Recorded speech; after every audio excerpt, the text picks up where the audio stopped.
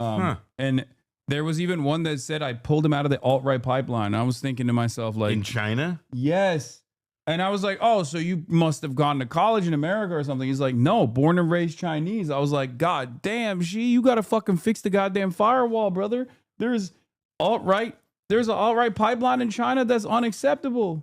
Yeah, man, that is a pretty big hole in the fence. Yeah, that's crazy.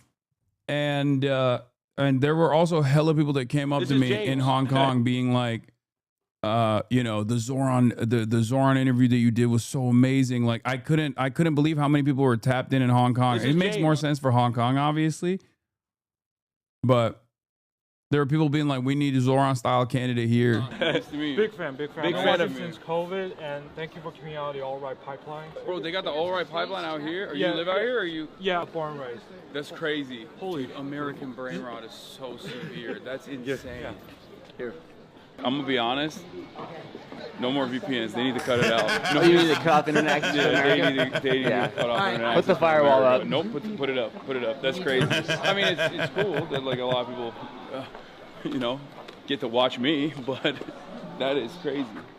This is James. Nice to meet you. Maybe don't fix it if you're actually the one that pulled him out. I'm just saying. Yeah, but it's for, he pulled the one guy out. It's for the safety of all Chinese, okay? The next generation of Chinese to not have to encounter any American brain rot, in my opinion. Yeah, Top G needs to fix this, okay? 1.4 billion people. Anyway, there was but yeah, the China trip was amazing, dude. It was so fucking awesome. I'm jealous, man. It was so amazing. It was everything that I like. It was basically seeing everything. I just got a text. Do this. My boy. Eyes around, how you doing? I'm just gonna watch it again. Yeah, just watch it. I just want to say a massive congratulations. I love this on what man. you've achieved. He's the best guy of all time. Have you seen the video where he is reunited with his teacher? Mr. Pigeon. I thought you was dead. Thought you were dead. We have here's the problem, guys. I don't want to expose you, but it's crazy. I mean, right. Okay. What a man. How did I do that? I really bothered. And I thought there was something wrong. I know. Yeah. Mr. President. I didn't know where you were going. No, it's not a no. How did you do that? I knew that it was going to be. I love him. I love him so much.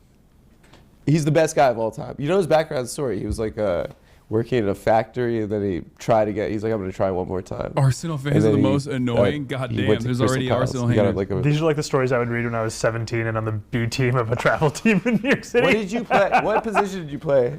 I played Bronx Science? I played up top. Up top. Yeah. You were 9? I think I was 23. Okay, but you were a striker. Yes. It had no relation to the number on the back of my jersey. We have like a lot of our brain is occupied by the most useless information related to this soccer. Every day I wake up, I think about Sebastian Squillaci. Oh my God. Pascal Sigan. I think about Marwan Shamak. Yeah, when I caught you, like I'd be a little bit of a politician because I said that Ospina was giving me nightmares, and you're like, Jackson Heights is in the balance. Yeah, it's like, can you lay off my Colombian goalkeeper for a moment? I'm so confused by this conversation. We're embarrassing ourselves. You're just naming guys. It's just the same sports conversation. You grew up in the Upper West Side. It's cute. New York City kid. Yep. Although it is really funny. Yeah. Where did you whenever grow you like praise one sports team, right? Like, yeah, like, and then you develop like enemies. every other, like if you're like, oh, LeBron's awesome, then like the fans of like 31 other teams show up in your shit. Like, I'm sorry. Did you mean LeBitch? Yeah, like, this is more polarizing than being like an open socialist, I think, running for office.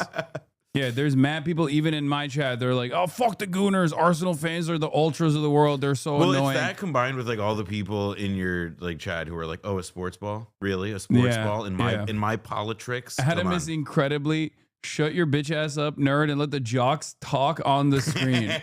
Between me, Adam Friedland, and Zoran Mamdani, I'm the nerd, and they're the jocks here. Are you okay? If the English government was a team, it would be Arsenal. Your footy community is bigger than you think. No, I know. You guys took out Cloudflare, like the Spanish football. You took out Cloudflare the other night just so you could illegally stream Your favorite Spanish footy team. All right. Well, we both lived a little bit as kids in Cape Town. Yeah. You lived in Cape Town? Yeah. Where did you live? Observatory? I lived in Oranjezegt. That's where my mom From grew up. 96 to 99. That's my mother grew up in Oranjezegt. Yeah. Both my parents are from Cape Town. And what? Then I was born in LA. My dad was on a list of some sort. You got to give me more than that. My dad and mom both went to university in London. Okay. We're Jews from Cape Town. Okay. And then, they met in South Africa. They met at home in Cape Town. They kept getting set up on. Someone said we finally found the secret to get Zoran to stop talking about affordability. Yeah, this is the only time. This is the only time I've heard this man not pivot back to like fast and free buses. He will just keep yapping over gooners for hours on end. Blind dates. And she was like, "This fucking guy again." And then somehow he wore it down. And then they got married, and he got a letter that he was being sent to Angola, to the Civil War, and so they left. They just when did they packed leave? up and What left. year? I could eat. 82. Wow. So I was born in LA. Okay. Have you been to my Cape- dad was on an enemies list because of the apartheid regime. Yeah. And so Actually, Not a my bad dad was list. saying it's because of apartheid and like his dad not wanting to go to Nloga. No, his dad was on a list. His dad it was like, this guy's Adam Friedland's dad. We can't let him go around walking. Yeah. No, it was because he was too supportive of the apartheid regime. Exactly. He loved it too much. They were like, okay, dude, it's kind of like a Itamar Ben-Gvir not being allowed to serve in the Israeli military type situation. That's Max Friedland for sure. Yeah. I was there back. My granny's from Sea Point. None of the grannies left. And actually, an interesting Are they still thing, there? Granny's still there. 94. She just got a hip. You want to send her a video? Let's do it. Hi, Granny. Yeah. Congrats on your congrats hip. on the hip. Congrats on the hip, Esther. Congrats on the hip. I promise I'm trying my best in life, and no, she's very proud of me. I told her I have the mayor coming on, and no. So yeah, Madiba actually he was like, when I was a kid, I used to write my essays like, who's your hero on Madiba, because like it connected me to my parents, because like it was like, you know, That's it's South African. amazing. Yeah. So but he went to our synagogue after he got out of jail. He was elected. And he was like, you got to tell your kids to come back because we need everyone to build a country. And like my parents' whole generation of Jews. So why are you not following Madiba right now? Because I had to talk to you. You know, and I got this studio, and it's a lot. It's a lot of work. You know, last time I went back was in 2010 2010 for the World Cup. Steve fucking did the Jabalala. Don't show. Was it obnoxious? Vuvuzela. Yeah. Could you not hear anything? You hate it if you're not the one doing it. And I was one of the people doing it. You got one. Yeah, I brought them back. Fucking loud. I brought them back. I brought one back to Maine. college. Yeah. I went to a D3 basketball game. My roommate was on the basketball team, and I had the Vuvuzela. I think I was at Bates College, and I pulled it now out. synonymous with South American country Venezuela, I feel like. Wait, really? No, I just always say Vuvuzela instead of Venezuela. Whenever someone is like anti-socialist, they're like, "Oh, what about Vuvuzela?" Blew it, and the ref stopped the game, and he's like, "You need to fucking stop." Yeah. And you're like, come on! Didn't you see the World Cup? Yeah. Didn't you see the ball that went in all different directions? But I was at the Ghana-Uruguay game. No. That's where I cried in public. No. Yeah, Luis Suarez. Asamoah Gyan. Dude, VAR. I can't. Guys, this That was the closest. The mayor caring about soccer is the mayor caring about Arsenal is like Wakanda for me. It's like I feel like it's like representation. Do you remember that tweet? You're one of them. I remember your tweet. No, not the what is it? Ruth Conda Forever. Oh my my god. God. Yeah, like when I met Zoran you, is so online. one It's thing that was crazy. like remarkable is like we were talking about soccer. The and mayor hip-hop. elect just brought Yeah. up And I was Ruth like, Conda forever. That's crazy. That's the mayor supports Arsenal. Ay. He's like Zoran definitely remembers the tweet about like how that lady doesn't care about Homie, what's that you from? men's entitlement because and like because about my the baby Afghanistan- crocodile. No, my Afghanistan was every time. Oh, the dad came home, but every time my Put the keys in the absentee door. father Yeah, put yeah. the keys in the door. There's so many. There's so many good calf, moments. Beto calf cramping. Oh my God, the calf Zoran knows what that cramping. like. Somebody could like stop him on the street and be like, "Man, like so lovely to meet you. I'm excited about what you're doing." the housing and the affordability and the buses. I love it. Just one thing, Beta O'Rourke calf cramping. And you will see the man's face break. Yeah. I guarantee it. He knows E. Fartlow, probably. We are losers. I was like, we're the same. Like representation matters. We're the same generation, right? Yeah. It dawned on me that my entire life, this is kind of feels like the first time that someone from my generation. Adam is trying to get like young millennial cred, even though he's an old millennial. Dude, did you see? I like have brought this up to him repeatedly, but you see, so we're the same generation. Did you see Mark Ruffalo? Like, because like Adam met him on like doing some red carpet interview thing. Yeah. And Mark Ruffalo was like talking with Mehdi Hassan later, and he made a reference to Adam Friedland. I love that kid. Yeah, that was that crazy. 38-year-old baby boy. Yeah, they're the same age. Him and Mark Ruffalo, yeah, pretty much. Yeah, they went to college together. Adam's ass is almost about 40. True, exactly. I have to keep daggering him. He needs to know his place. This is bullshit. Has ascended to leadership. I guess Mayor Pete did, but he was more of a suck up to the parents. You're more one of us, I think. I don't know. He couldn't laugh at that, or he could laugh at that. No, you're mad at me? She gets mad at me. She yells at me, Olivia. Can you tell her to take it easy? Anyway, that's it. Give it up for Olivia. Everyone, please watch on YouTube. Why is everyone so nervous? Okay. Nah, we're stealing your shit. Yeah, we're stealing your shit, Adam. That's right. Yeah. Monica. That's Amelia. Oh, Amelia, sorry. That's Amelia. Oh, sorry. Okay, cut that. Okay. How are you? Yeah, you're mayoring people older than you. Are you getting unked? Okay, can you explain to me what does UNC stand for? Uncle. How the fuck does he not know that? Someone told me it stood for uncool. No. It's uncle. It's uncle. All right. You have old heads, unks, and OGs. Just wanted to make sure. Yeah. You were unknown like a year ago. Yeah. He saw that fucking viral tweet that was on the timeline. Yeah. I still don't know, and I don't want to know. In fact, I mean, you're perhaps one of the most famous people in America right now. I mean, it's weird. Is it weird? Yeah. How have you adjusted to that? I think I try and spend as much time as possible with people I knew before Yeah. I was Yeah. The day ones. the mayor-elect. Yeah. And I think the nice thing about being an assembly member is I was still working in politics, but I was also walking around my neighborhood like anybody else. Yeah. I mean, I went to... You went to the White House, okay? I went to the White House. I was going to tell you I went to Duane Reade. Oh yeah, did you see this? Why was Zoran hanging out with one of the most rich and powerful gamblers? Oh yeah, no, I saw this. This is so... Yeah, so that guy that was complaining about how he was depressed for wearing a mask, turns out he's one of the richest and most powerful gamblers in the U.S. Caleb Pitts, lock him up.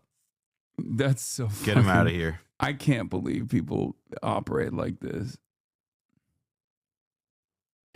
But Okay. both of them are true.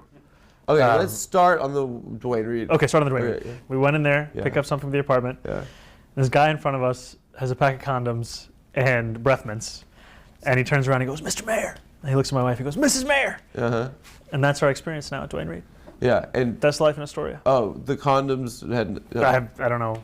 He was like, Mr. Mayor, I'm about to lose my virginity. Yeah. He left it. I would like you to know I'm about to become a man. He just gave the titles. What does this last year feel like? And what has the adjustment been like? Like, I mean, it's. To be honest with you, I haven't spent all that much time reflecting on it. You should. Because it's so go. You should just work a lot. Yeah. Have you checked the Reddit? You sound like the inner voice. Is there a Zoran Mamdani Reddit? I don't know. Is there? Probably. Don't check it though. No. Yeah, just don't read the comments. No, I always forget to put the extra /R when I'm like typing in the URL. Don't so I look. don't even. What is it like? Like you go to the White House, yeah. right? You take a selfie on a plane, Yeah. no caption. That is like Drake vibes a little bit. Hit the emoji though. You hit the emoji. Come on. You know What where are I you was thinking on the going. plane? What do you think? What's the game plan there? Honestly, I knocked out on the plane. You slept. Slept. It's a 30-minute flight. I mean, you looked a little bit like. That was the joke on the internet. I don't know if I can make these jokes. You Make look a 'em. little bit like you took you hit nothing. You can say it. You look a little bit like you hit the edible before the flight. Why didn't would you know say it was that? 30 minutes. I'm sorry to say that. I don't know. I apologize. You walk in, like, did he gave you a tour of the White good. House? He gave me a tour of What was the weirdest thing he showed you? the Oval Office and the Cabinet Room. What's the weird thing? He had to have shown you one thing weird. I mean, he showed me the portraits of all the presidents in the Cabinet Room. Yeah, he saved the FDR for you. The FDR was beautiful. It was really nice. And we talked about FDR for a little bit. And honestly, you don't have the LaGuardia record if you don't have FDR. Yeah. But we talked about that. I walked in. First you get there, and it's just you alone, and there are two people like guiding you through to get to the Oval Office. And they're like, they want you to see this room and that room. And then I sit down waiting for the time of the meeting. And in front of me are like all these different coffee table books, and one of them is UFC at the White House. Oh yeah, he's bringing it there, right? I had no idea, but I was in the rows flipping through that. Yeah. And so you saw like guys fighting each other? No, it was just a what was it? UFC. It was visualization. Of like what the the octagon is. Yeah, it's gonna look like. Yeah. Are you gonna go? No. Are you? Can I ask you a question? Like, how did you not laugh when the 135? How did you keep the face during the press conference? Oh. Because we were all dying, and I'm like, my boy Zoran was like just straight face. He said, "Just tell him yes." Yeah. How did you keep that face? Honestly, I was just thinking about New York City. Yeah. I mean, it's like the whole time I was trying to think about the difference between if you have a White House that is working towards an affordability agenda or one that's making it harder to live in the city. Yeah. That's kind of what kept. Do you feel like as if the president sees your popularity? He loves the ratings. Ton of reporters. He sees it. He's, I think, handsome. I think he thought handsome. Did you have eyes up here, Mr. President? You were elected because you were trusted on your policies for affordability. Do you think he's maybe a little bit trying to like swagger Jack a little bit? Oh yeah. I actually think there are a lot of places of disagreement with the president. I think one of the things that was remarkable to me is I told him that our campaign started on October 23rd of last year, but the moment when some people started paying attention was after he won the presidency. We did the video on Fordham Road, Hillside Avenue. Yeah. We talked to Trump voters and we asked them why they voted for him, and it just went back to cost of living and it went back to cheaper groceries. Yeah. Okay, the first 17 minutes was like real, and now he's back to politician mode. Immediately, he just like locked in. I mean, Adam asked the question, like he like immediately brought it to the White House. Yeah. And did ask him. Now he's just hitting this is the same response he gave on MSNBC basically. And that was a lot of our campaign. And he liked that it was 1 in 10, right? That's like he liked. 1 in 10. He liked. Did you see the guy who has the MAGA from Mamdani hat? Yeah. And then he did How'd that feel? The MAGA from Mamdani. Kind of badass. It was wild. I remember I was gonna step on. Sound like such a postulate. Everything is we. I was going to step on the stage at Forest Hills where we were doing our rally. Did you think it was a prank? Well, I had a member of the NYPD pulled me aside and they're like, "I just want you to know that there is a man in your line of sight with a red MAGA hat." We checked and he's actually sincerely here for the rally. Oh, nice. So you really had to bring it. You had to do the Trump-style rally for him. That's awesome. He's not there to kill you. We inspected the chud and found that he's actually for you, sir. Yeah, no, we asked him questions about affordability. We tactically ascertained that he has begun to see the light of Marxism-Leninism. How do you check that? You're like, what do you think about fast and sir, free spread buses? your legs, bend over. Like I don't know, like you had to really do.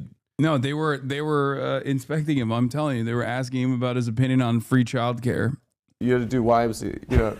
This guy's accustomed to some wild rallies. This guy's accustomed to a stadium full of. It was just me and El Bizgard Church. Yeah, I mean, somebody from MTV Lebanon. Did you expect him to like you as much as he did? I was trying to prepare for a lot of different situations. I know. It's like when you're on that plane taking that selfie. I mean, that could have gone in any direction. I mean, like, did that feel best case scenario, or like, were you like? It honestly felt like the most productive meeting we could have had. Yeah. I mean, a meeting where we talked about ULERP, we talked about, groceries, Con Ed, rent, childcare. That feels like the best meeting you could have. Yeah. Were Eric or Donald Jr. there? No. Did you worry that like to see that was maybe difficult for them? No, I wasn't thinking about that. Maybe it's like the hang has just been so bad. This cool guy came, and he's like, now I have to go back to these guys. Did he say, can you sleep over? Did he come up to New York and see you? He didn't ask me that. Oh man. I mean, it was one of the most surreal things we've ever seen as Americans. Robin Van Persie against Charlton, baby. What's the score? 3-1. What? Fuck. Who scored? Richarlison from halfway line. Oh, What? did he do the pigeon from the halfway line? Nah, dude, he was being weird about it. He scored from the halfway line? Yeah, he chipped Raya. Why? It was off his line? Yeah, it wasn't Raya's fault. It was honestly just a great play from him. Why would you say that? Because they're not a threat. They're not a threat. That's famous last words. What's this time? Okay. 73rd. What time is it right now? Why would you? 74th. Why would you say that? It What was time really is good. it? 102. Did you watch the 4-4 Arsenal Newcastle? Yeah, we talked about it. It was the worst day of my life. This is an interesting moment for us because we have like an opportunity to have like a snapshot of you after an historic election and prior to the assumption of one of the most powerful positions in America. Co-host of the show. Co-host of the Adam Friedland Show. Yeah. What made you run for mayor? Like, what made you decide to run for mayor? I think one of the things was that I was very frustrated with the fact that Eric Adams, who was at that point running for re-election, Yeah. was making it more expensive to live in New York City Yeah. in clear ways that he had direct control over, and then pretending like he was just a bystander. Yeah. He would write a letter in support of Con Ed when they wanted to increase gas and electric by more than $60 a month. He would raise the rent more than 12%. Mm-hmm. He would increase the water bill. He would. But like the conditions for you, I mean, For me, you're like, this is the time I'm gonna run for mayor. I think the thinking was that I wanted to make a case specific about cost of living. Yeah. And there were a lot of people who looked at kind of the swing of our politics and thought that the only way to beat someone heading towards the right is to head towards the right yourself. And you felt like you were gonna win? I felt like I had a 3% chance of winning. Yeah. And that's probably giving me an extra kinda 2 crazy. points. Was there someone that you spoke to who said don't run? Oh, tons. Tons. Did your girl say that? No, my wife. Your wife. Yeah. I mean, she's still your girl. She's always gonna be your girl. Did your wife? She said run. She was down for it. So that was the you're final allowed, decision you're that allowed, we had. You're allowed. Yeah. Is she mad at you for working so much? No, she gets on lovely. you? She is a little bit. She what? Is she a little bit? She gets no, but it's annoying for her a little bit. She's She lets she's you my work heart. so much. Mine. This is all does. permission given. Mine doesn't. No, but I think, like, to be honest with you, it's What work does he do? Well, you know, he's Oh like, man! if He's you one fucking podcast a week at most. I like listen. No, mine. Oh, I can't, guys. I can't do. Have you ever seen Patreon. All the President's Men? It's a lot of work. Okay. Yeah, he's like, oh, I can't do Patreon exclusives because my girl won't let me. Sorry. That's what it is. to meet someone in one stage of your life Yeah. and then to have your life and their life transform. Yeah. What it also just like the level of love and support it takes from someone. Yeah. I mean, I would not be able to do this without her. She gets mad at you for working too much. That's not what I I said. feel like I looked into your eyes. I see a fellow You can- fellow brother. What was the moment you knew you'd win? For the primary? No, the the primary and the general, I suppose. I got two questions. You know, there isn't like a single moment. Yeah. There is, the funny thing to me is that in both of the elections, from 6 to 9 p.m., I thought I was going to lose of election day. Because there was like bad like exit polling. In the general, Yeah. there was a rumor at around 6 o'clock that there were two major news networks that had bad exit polls Yeah. and that showed Cuomo with an advantage. He started that rumor. Well, that was bad. I mean, definitely worked. Ruined my night. Ruined my night. Primary, I remember Kevin. This podcast host kind of sucks. That's crazy. That's the millennial. That's the millennial Bill Maher you're speaking on. Okay, put some respect on it, chatter. Kevin Elkins. How did you fall for that? I'm such a mark over this stuff. Kevin Elkins, who was working on Cuomo's campaign, put out a tweet like, I guess the most important things that everybody had. I was a little worried about the exit polls as well. Give me a fucking break. All right. There were a bunch of exit polls that did not look good for Zoran. It's true. Fun. And I was like, oh man, this means they know they're gonna win. And he's saying that to us. He's in a room full of 4 guys at as the election night party. You're in a stadium. You're in a stadium in front of a Dory fan. I think you should have looked around. Yeah, but never. I mean, this is like, you know, being an Arsenal fan. It's the hope that kills you. It's never done until... That meant so much to me. I know exactly what you're talking about. You know what I mean? You cannot count it. It's a reminder that you're going to die one day. It's like you think that once, anytime you think something good's going to happen, it just goes away. You have to hold I think your it's breath. made us better people, though. Yeah, I mean, we've had to deal with disappointment for decades. I think if we were like Real Madrid fans, we'd be like cheating on our taxes. We'd be like, I'm going to live forever. We have affairs. Multiple families. Create a retractable roof. I think for us, we're like it's gonna all go away. So I have to like take advantage of the time I have. It means nothing to these people. Okay. Wait, what's the? 4-1 as a hat trick. Let's fucking go. Sorry for cursing. 4-1. Sorry to me. Wow. Hey guys, we want to thank Lucy. Lucy can be. Guy. My gift is become the good 100 call 50 load photo stack. 40 by Bar Black Friday. Support this guy. Oh my God! How many fucking ads does he have? Enjoy it off Oregon account. Filled to the fucking gills with this. Jesus Christ! 50% off your first year at monarch.com. Code TAFS. This has become a national news story, right? And it's a crappy time. You've made a lot of people feel like inspired. Municipal politics is obviously messy, right? Yeah. What balance in your team that you're building right now do you have between the guys that know just like the mud, and then the guys that have the vision? I think it's looking to combine that in everybody, and I think it's tough because sometimes the more fluency and experience you have in government, the less imagination you have as to what government can be, because you've had to deal with its failures for decades. You've been in the cigar rooms, And I think we've made a few appointments so far. The first appointment to me, Dean Foulahan, who's the first deputy mayor. I appointed him, and El Bisgard Church is my chief of staff. El is somebody I've known since I've been in office. So I hired her as my chief of staff when I was in the assembly, which she's been with you, from the jump, and she's incredible. And Dean is somebody who'd been in government for 47 years.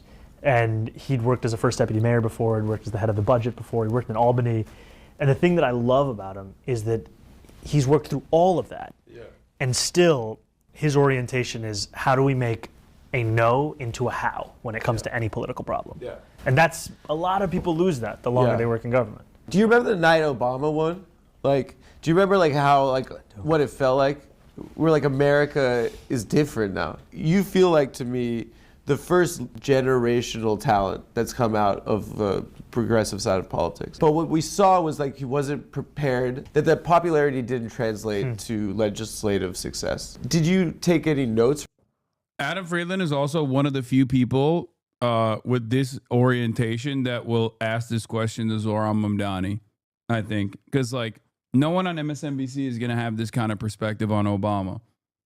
Fair is fair. As far as Obama promising a lot, being a generationally charismatic, generationally talented Democratic president who then also failed to deliver on a lot of his promises. Yeah, because a lot of how Zoran's positioned him, they set up that org. I forget the Obama for America, but for Zoran. Right. But the idea is that Organizing for America, which was the Obama organization, which was set up, that was essentially this, the organizing operation that helped him get elected in 2008. Once he got into office, he more or less shut it down outside of the context of the OFA set up for the 2012 election. Zoe Bungler. But I do think that it's what's so funny, and I agree with you that Adam is a lot of outside of podcasters or journalists, somebody like Ryan Grimm, let's say, who's conscious, or David Dayen, people who are conscious of this narrative, and are conscious that people, it's how people in of our generation exactly think about this stuff would think to ask it. But I think Zoran and his people have explicitly, whether or not they succeed at it is a totally different question. But it seems to me that they're also that is, it's a generation thing. Adam's right to frame it that way. Clearly it's on their minds as well. How do we not blow the fact that people are enthusiastic and want to do stuff? Yeah. From that, did you learn from that? I'm trying to draw a parallel here. No, I think the thing, the next challenge now is fulfilling the agenda. Yeah. Right. This excitement, inspiration, this hope, it will carry us through the beginning of the work, and then you have to start to deliver on the work. And I think that is that is actually what makes me excited, is that I actually see a path on each of the 3 key agenda points. And every time you win one of them, it validates people for believing. Because there are a lot of people who, they don't know if they should give themselves permission to hope again because of how many times they've been disappointed. Yeah. And you have to prove that they were right to believe. You have to give them, when you, like, if we spent an entire campaign talking about freezing the rent for rent, stabilized tenants, fast and free buses, universal childcare, the urgency of starting to deliver on that, it's what makes people understand that they were right to demand more.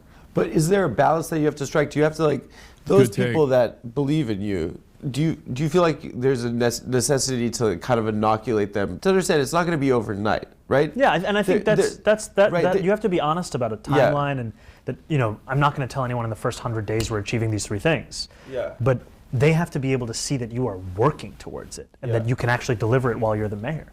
And that's, like, I've been a legislator, and the legislature, it's an incredible place for where you can craft bill ideas, vote on them, debate on them. So much of whether or not they succeed has to do with whether the executive wants to implement them. Yeah. Or you could pass it through both houses, and if you have a, you know, when I first came into Albany, Cuomo was the governor. Yeah. And you knew that the implementation of the law, it could be completely different than what you intended. And now I will be the executive in New York City. Yeah. And that's also what gives me so much hope, is that you have the ability to follow through on so much of this. And we've been told again and again, what politicians can't do, it's really what they won't do. Yeah. And that's why I'm here on the Adam Friedland Show. Yeah, thank you. There are plenty of ways they can fuck with you, right? Right? Like, and it's not only City Hall, it's like, but it's, you know, Albany, it's DC, and it's like, it's you going out to see the president, like, showing face and showing abs, maybe. I don't know what you did. I don't know what you did in that room. Yeah. Are there contingencies in place? You know, are you prepared for the fight? Because they're gonna try to fuck with you. Yeah, I mean, you have to be ready for it. You know, it's the worst job that you have. I don't think it's the worst job. Why are you doing this? Because you get to represent New York City. No, it's the worst job. You get booed everywhere you go. Look at how they're matching each other. I used to get booed anyway. I saw de Blasio get booed at a Paul Simon concert. No. And it was like Did you really? How are you still discussing Mamdani? I don't know. Maybe because our friend Adam Friedland is interviewing him finally. This is a podcast that Noah's also been a producer on as well. That's part of the reason. I had moved on from the Mamdani segment in the morning. Our parent family, they're like, go fuck yourself. I was like, what? It's the mayor. He has to get booed. I mean, no, really, what it is. I mean, but like, that's also what I love about, like, to be a New Yorker, you're going to hear a lot of people's opinions. Like, I went to the Wu-Tang concert a few months ago. You got booed? Well, no. Most of the reception is like, great, people are like cheering, waving, they want photos, and this one guy's like, yo, come take a photo with me. I'm like, yeah, what's up, dog? And as soon as we take the photo, he pulls out the selfie, and then he just flips me off in the selfie. That's funny. And I'm like, respect. Like, he's doing a bit, though. Yeah, he likes you. I do that to my friends all the time. Yeah. No, it's not that. It's what it is that it's a slog. I mean, it is definitely a slog. You have to do it your way, I assume. I think a big part of it is you have to keep yourself through it all, and you have to balance between the demands of what the city will require from you and how you don't lose yourself in the process of it. Yeah. When I started in local politics, the first organization that I joined was the Muslim Democratic Club of New York. And one of the founders, her name is Alia Latif, she gave me this advice of, whatever you do, make sure you can recognize yourself in the mirror at the end of the day. Yeah. I think that's a big part of how I'm thinking about this, that work as hard as I can and do so to fulfill the vision we've had, not to comport yourself for a box that's being created. I met Lena Khan, she was on the show. She's great. Real quick, just 4-minute warning. 4-minute warning. And can we get a score update? 4-1. It's domination. It's domination. I don't know what else to call it, man. Did you ever watch the Fox? Hasan, I would stop being parasocial. Just because you watch Cometown doesn't mean they are all our friends. It's by far my least favorite bit. Wrap it up. You're right. I don't know Adam Friedland, and I hate him. You're right. It's kind of funny to do you're being parasocial to the Twitch streamer that you watch. I'm being parasocial. Sorry, you're right. It's really funny. I should stop being parasocial about Adam. I will not be calling stop him. It. When you talk about FaZe Banks like that, you don't know him. Yeah. Dude. I do FaZe up though every day. Soccer Channel commercials? No. They used to have the EPL. Yeah. It'd just be like long commercials of Drogba. Oh my! Don't talk. Descriptions. They say, Planet of a Man. That's the Didier Drogba. That's the nightmares we have. You know, the nightmare I have is Didier Drogba bullying. He made Senderos cry. Michael Essien's goal. I guess when I met Lena Khan, she was on the show, Sorry, yeah. and like she is perhaps one of the most impressive She's people incredible. I've ever met. And when I heard she was part of the transition team, I was like, oh, he's got it. I mean, I asked her if she's ever lied, and she said, well, maybe in elementary school. And I think that was true. I think it was true. What was really effective was that she communicated antitrust laws in like this complex stuff in a very clear and concise way. Yeah. And sometimes progressives feel like snobs when they're talking to people. I remember, when I was running for state assembly, we put together our first palm card. Yeah. And I thought it was absolutely fire. Yeah. And I remember giving it to a friend of mine, Kara McCurdy, who is a great photographer. And she read it and she was like, what do these words mean? Yeah. Because so much of the time. She literally lied to you on stream? Okay. Yeah, obviously, it was on camera. It feels like we're just speaking to ourselves. I mean, I think that's one thing that is going to be important is like just communicating not above people's heads. Just actually speaking with them. With people. And I think that's the point is to bring people in to politics. Yeah. Not to condescend to them as to why they're not already there. Yeah.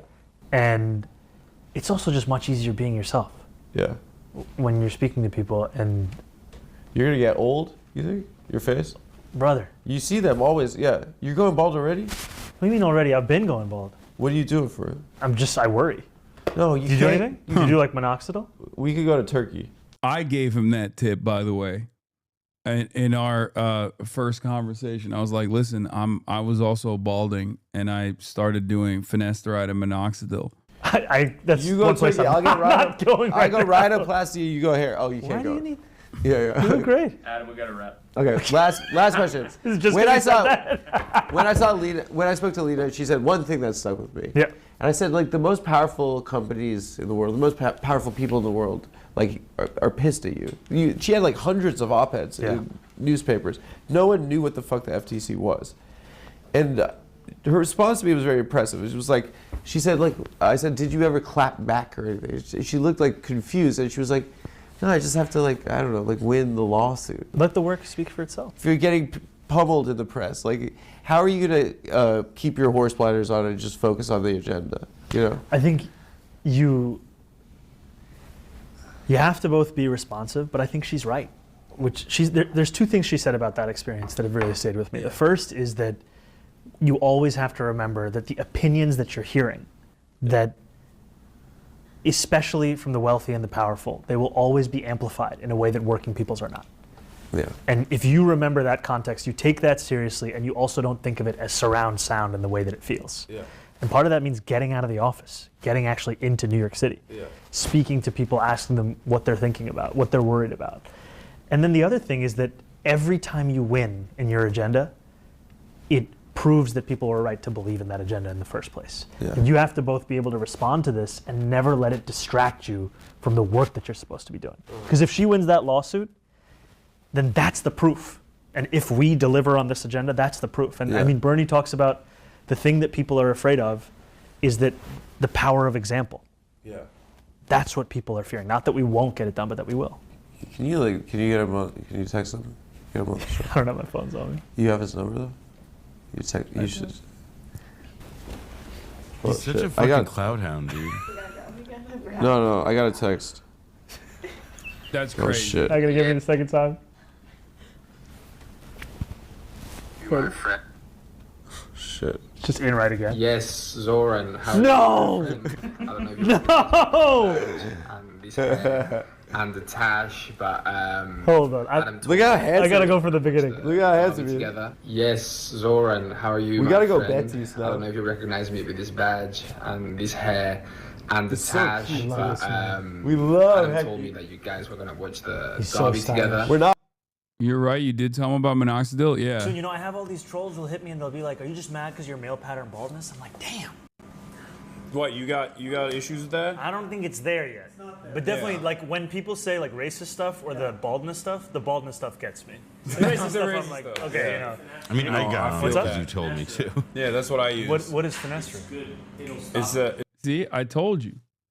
I fucking introduced his ass to minoxidil and finasteride. It's the only FDA. It's Finasteride? It's for prostate cancer. Finasteride. It's for prostate cancer originally, but it is the only FDA-approved drug, as far as I know, that you can take that stops male pattern baldness. You're not even looking at him. He's minoxidil.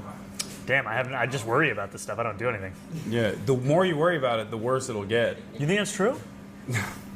And then he just said, "I worry about it." Adam asked him, "What do you do?" And he says, "I worry about it." I have an uncle who swore to me that if you touch a certain part of your beard, it'll grow more than if you don't touch the other part. He also talked about Turkey, going to Turkey. I mean, we joked about going to Turkey for transplants. Oh yeah, you're an eater. You're a feeder and an eater. You're a real ass eater. Maybe you could have arranged those words. Wait, no, this is not. This is not the right. Real ass. Yeah, that's a song calling the mayor of New York City an I didn't ass mean it like eater. that. That's not. That's not what we were looking Thank for. you, chat. Thank you, chatter. Whoever sent that. Yeah. That was your good deed of the day. Arsenal supporters are untrustworthy. I don't know enough about footy to give you a yes or no on this. I pulled that bait 3 weeks ago. Yeah, he's an ass eater. He's right about the beard. Did it work? Did you touch your beard? Use your beard? I haven't done it, but he said that he did it and it did work. So that's what I'm also hoping. I just keep touching like right here, hoping that it'll just stimulate growth. I got you. Thank you. I got the link for you. Thanks, Thank man. you. Gooner has a bad connotation for a long time. Yeah, I did crack jokes about flying to Turkey. That's real. We did do that. But anyway, let's finish. You know, it made me miss video before, after, or at halftime, but I'm sure that we're winning somehow. Also, I wanted to DM'd say everyone I on always had Instagram. this theory that being an Arsenal fan is heavily linked with being a fucking cool person. That my theory is really truly standing right now. Dude, huge congratulations. It's like when Very proud. Aiden Ross gave Trump a Tesla. I Amazing what you do. Even here in Spain, we feel the energy of what's happened. love it's this truly guy. needed. I love him so much too.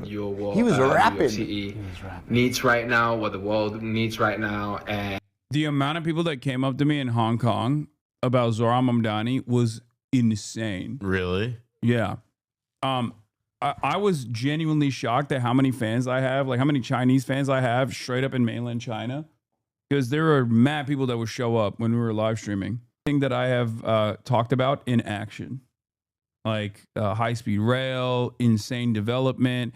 Going from mainland China to Hong Kong was like going through a time chamber, basically. Like I time traveled back into the past after, because like I that was actually kind of shocking to me, because I would assume that like Hong Kong also continued developing, considering that it's like, you know, supposed to be this like Western enclave, right? It's a Western outpost, but it straight up is backwards in comparison to mainland China, at least the cities that I went to. It was beautiful. Hong Kong was beautiful. It was very cool. It was very nice, but it blew my mind, the difference between like Chengdu and Chongqing. I would also say that like the people in mainland China, super fucking super duper welcoming, as opposed to dudes people in Hong Kong were like very rowdy. Well, those are like kind of also, I mean, at least like in Hong Kong's case, like separate, like even like prior to like the rise of the Chinese Communist Party or the Civil War, like that was Hong Kong's reputation as kind of like a wild frontier merchant city. But listen, man, I buy it based on both what you posted and what friends who've been to both places say. I mean, what was when you went to Hong Kong? Look at this motherfucker still saying Tofu Drake buildings are ripe in China, bro. Yeah, dude, totally. I stayed in all the Tofu Drake buildings. Let me tell you, okay? Shit was bomb. What were you saying? Sorry. Well, the like when you went to Hong Kong, like you just trained it from where did you go from? Because you had to miss Shenzhen, right? Yeah. The group didn't want to go to Shenzhen, and they were like, we travel too much. So I was like, all right, fine, we'll just go to Hong Kong instead of Shenzhen, and I'll go do a day trip to Shenzhen because Shenzhen is 15 minutes out, Right, it's like from Hong Kong, next to it. Yeah, and I was the only one in the group that wasn't able to get back in. I didn't know the one country, two systems is still in effect because like all the free Hong Kong protests and stuff. I thought that it just China had completely. Well, the visa will be the last thing to change. Yeah, they just straight up.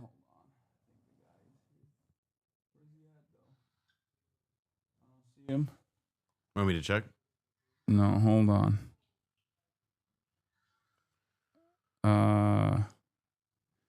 Anyway, he's what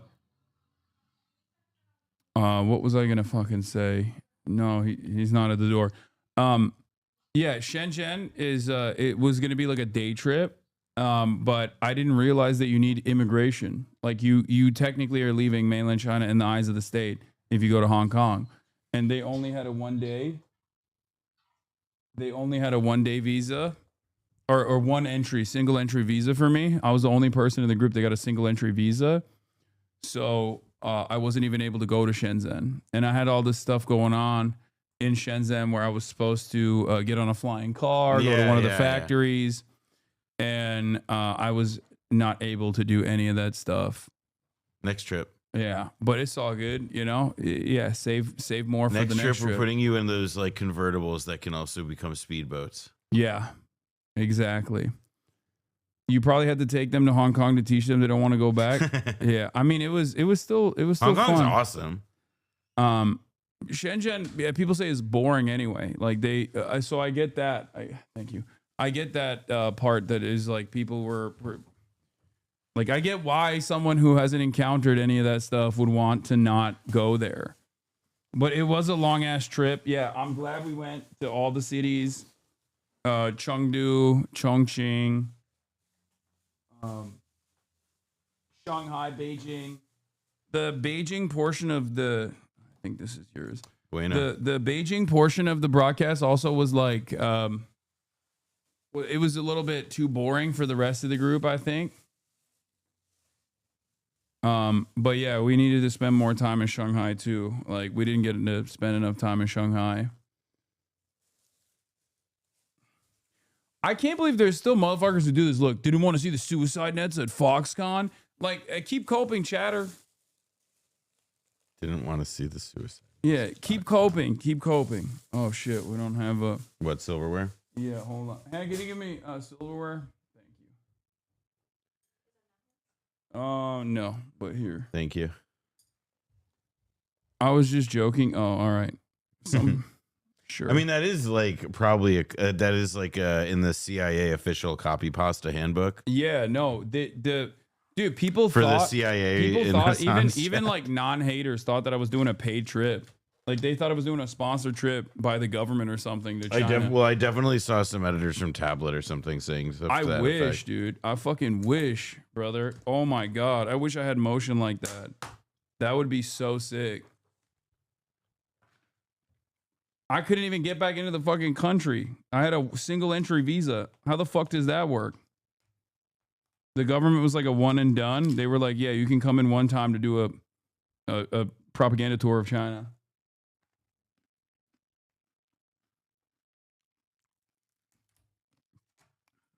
They tried to cancel you for going to the TCM clinic? Wait, what? Why?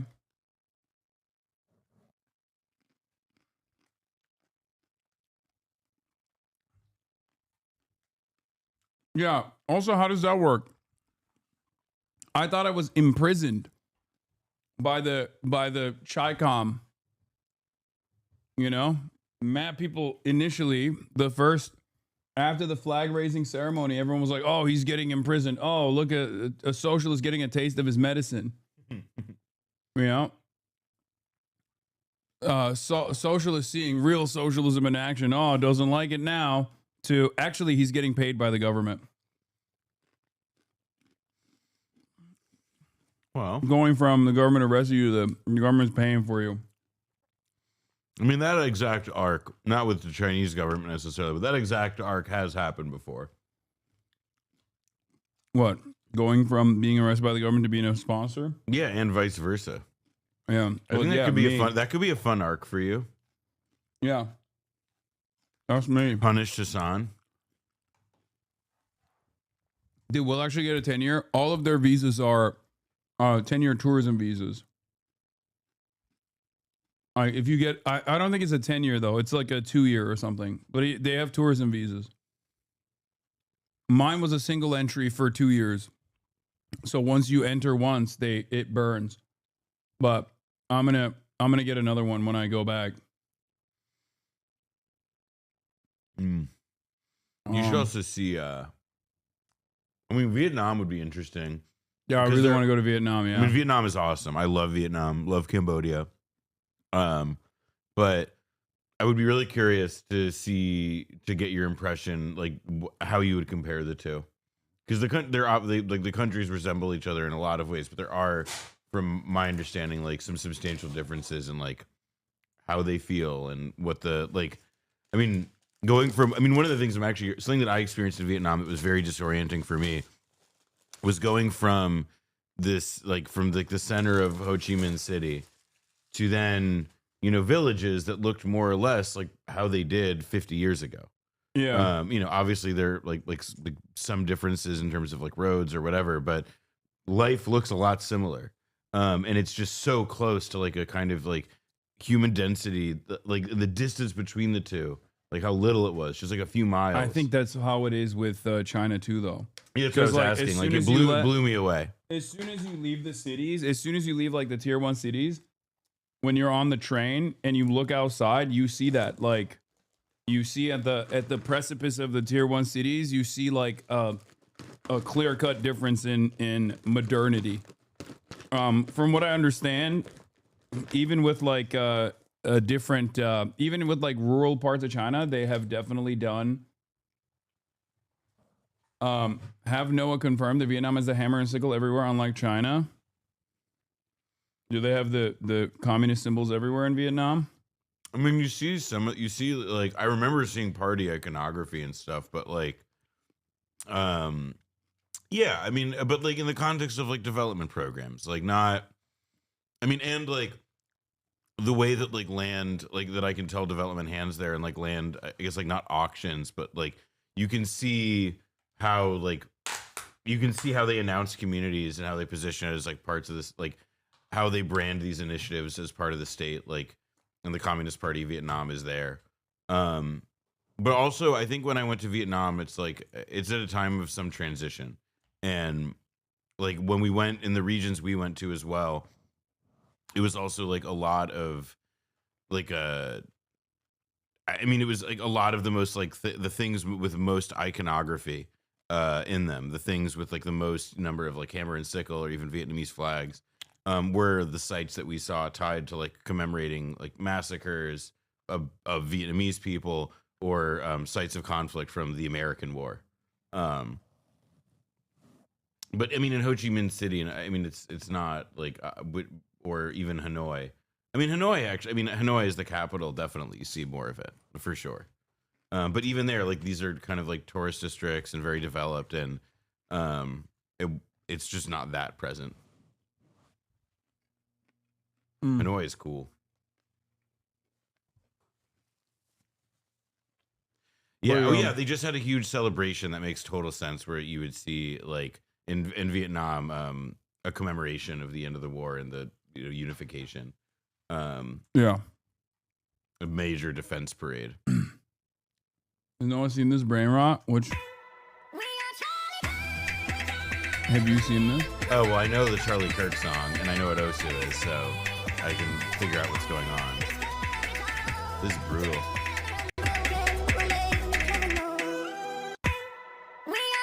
Yeah, I really do want to go to Vietnam. I want to go to Vietnam. I want to go to Singapore. I want to go to Thailand. And I definitely want to go back to China. You've never been, right? No, I really want to go. It's fucking sick. It's definitely number one on my list of places I want to go to. if you're a Western leftist who's not like immediately anti-China, it's basically proof that you get to see the proof in real time of like the successes of central planning, the success of like competent governance, and how much broader you can spread your money around when you are actually interested in doing public investments. I mean, the infrastructure stuff just seems like that's one of the things that I like, because it's also not just like China. Like when I was in college, I had a professor who liked to tell a story about how he had a grad student who worked with him who I think was from like Chile. Mm-hmm. And one day this grad student came in and was like, I need you to explain something to me. He was all right. What you need to know? He said, I don't understand transportation. He was like, what do you mean? He's like, I'm from Chile. Like our country, is like free market miracle, whatever reform, but like it's substantially poorer than the United States. And like getting around is not as like fraught or bizarre relative to how wealthy we are as it is for you guys. Like it's a total fucking mess. And this is like obvious. And I think for a lot of people, like European train systems were probably like the positive point of comparison that people would have made. Right. But now there's something that's even, like far beyond even that just is like, that is like the future we never got. At least in that, dimension of it in transit. So yes, I would like to see the future. I would like to see the future that was denied us because we needed to have Hummers. Yeah, you will come back insanely pissed off. Like, even if you have no positive feelings towards China at all in your heart, okay? If you go to mainland China, you visit mainland China, you are going to come back so fucking mad because it is impossible not to fucking compare. It is impossible not to fucking compare like what America has not done. It just immediately exposes how shitty our government is in comparison. Straight up. There's no other way to look at that situation. You're like, how the fuck did these guys do this shit? And they have much less money than we do. We're the wealthiest nation on the fucking planet. How are we not doing any of the basic amenities, basic services this government is able to offer? Anyway. But yeah. Every day, I lit up the Rand Foundation and all the fucking Heritage Foundation dipshits. Apparently, they were very, very upset at the China trip that I did. The Rand Corporation, whatever it's called. They were consistently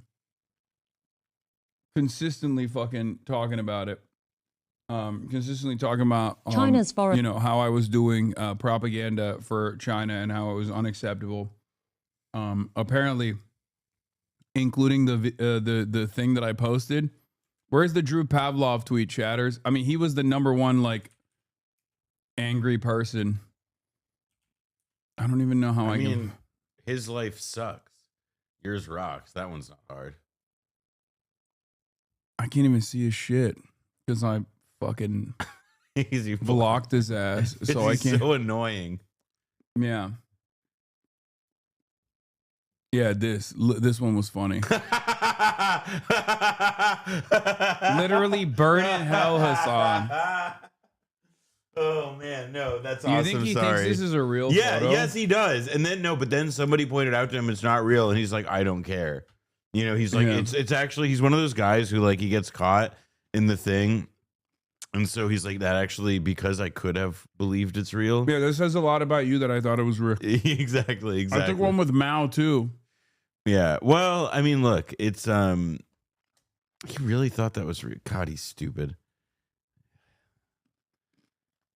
He's stupid. Your face, dude. You look so happy. I will. Like you just. Oh well, that's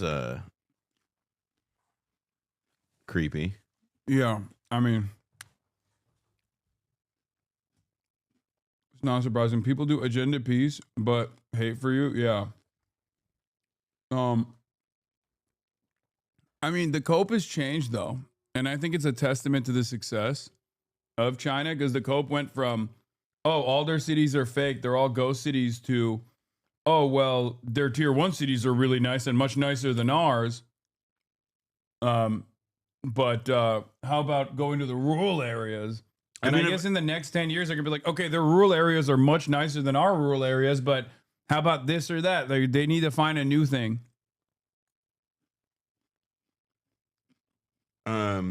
This remind one second. What? There was a thing with Rand in the news recently. I want to make sure before I like talk about it, I want to make sure I'm remembering it. Yeah, there like Rand recently. There's basically this like there's a recent Rand report that I think may have been pulled, but I'm not sure if it was pulled or not yet. Yeah, I was right. Rand withdraws report advising USA to rein in China rivalry. So while you were in China, becoming Chinese, Rand published this report that was essentially arguing that China, like the contemporary the existing American strategic outlook, right, is that China is not just a country minding its own business, whatever. It's that China is actively seeking to export both its ideology and to entrench its economic dominance around the globe by entering into exploitative to the point of usurious, quote unquote development deals with the third world and whomever. And they are also backing this